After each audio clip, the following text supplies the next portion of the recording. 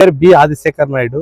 నేను జీపీఆర్ కంపెనీలో ప్రభాకర్, సాయినాథ్ అని వాళ్ళిద్దరు అన్న చిన్న అన్న కొడుకులు ఇద్దరు. ప్రభాకర్, గంగినేని సాయినాథ్ వాళ్ళిద్దరూ నన్ను మాయమాటలు చెప్పి పెట్టుబడి పెట్టించారు. పెట్టుబడి పెట్టించి నా బిల్లులు పడినాయి సార్. బిల్లులు పడినా కూడా మనకు డబ్బులు ఇవ్వకుండా ఉంటారు. రాయదుర్గ కానీ క్లోజ్ అయింది, 90 లక్షల వరకు క్లోజ్ అయింది, డబ్బులు ఇవ్వరు. అదే అయిపోతుంది అని కడప జిల్లా పెండ్లిమేర దగ్గర 4.5 కోటి వరకు ఇచ్చి ఆడ మొత్తం పెట్టుబడి అంతా నన్ను పెట్టించినారు. మళ్ళీ డబ్బులు అడిగితే ఇస్తాము అనుకుంటే ఇట్లా 6 సంవత్సరాలు అయింది సార్. నేను దీని గుండా మన ఎస్పీ సార్కి కంప్లైంట్ ఇచ్చిన స్పందనలో 5 సంవత్సరాలు ఇచ్చాను సార్. అట్లా సార్ అయితే చెప్పినాడు ధర్మం ప్రకారము ఇదేదో చేయండి, న్యాయం చేయండి, పిల్లోడు చాలా సార్లు వచ్చినాడని మొన్న కూడా చెప్పినాడు సార్. వీళ్ళు సిఐకి చెప్తే సిఐ సార్ దగ్గర సిఐ ఫోన్ చేస్తాను, ప్రభాకర్ అనే అతను నేను అచ్చెన్నాయుడు దగ్గర ఉన్నాను, నేను ఇప్పుడు ఇక్కడ లేను, ఆడేదో పని మీద ఉన్నాను, మీరు చేయొద్దండి నాకు అని సిఐ సార్ని ఎస్ఐ సార్ని నోరెత్తని లేదు సార్. ఇంకా వాళ్ళు ఏదో మీరు బయట చూసుకోకుండా పోయినట్లు పంపించేశారు సార్.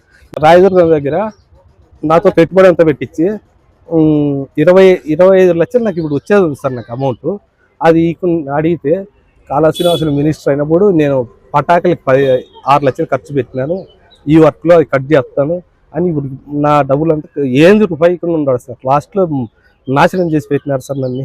ఇవన్నీ నేను వడ్డీలకి తెచ్చి బయట పెట్టినాడు సార్. నా పరిస్థితి చాలా దారుణంగా, బీపీ, షుగర్ అన్నీ వచ్చాయి సార్. దయచేసి sir CM Chandrababu sir, Pawan Kalyan sir, deputy CM Pawan Kalyan sir, Lokesh sir, నన్ను మీరే పట్టుకెళ్ళి సార్. మీరు చాలా ఇబ్బందుల్లో ఉంటారు sir. SP sir, collector sir, నన్ను బయటకు వెళ్ళి సార్. ఇది నేనైతే ఆత్మహత్య సార్, ఆత్మహత్య చేసుకుంటా సార్. నేను బతకను. నేను చిన్న ఓటు కాదు సార్, 2 కోట్లు. ఇది 2 కోట్లు రావాలి సార్. వాళ్ళ అన్న కొడుకుల నుంచి నాకు చాలా ఇబ్బందులు ఉన్నాను సార్. నేను 5 సంవత్సరాలు అయింది సార్ వర్కులు చేసి, డబ్బులు ఇవ్వకుండా మమ్మల్ని సతాయిస్తున్నారు. వచ్చినప్పుడు ఎక్కువ డబ్బులు సార్. RWS వాటర్ ట్యాంకులు పైప్ లైన్ వర్క్ చేపించినారు సార్. అది ఇవ్వకుండా వాళ్ళకి బిల్లులు పడినా వాళ్ళు పంచుకున్నారు, తండ్రి కొడుకు.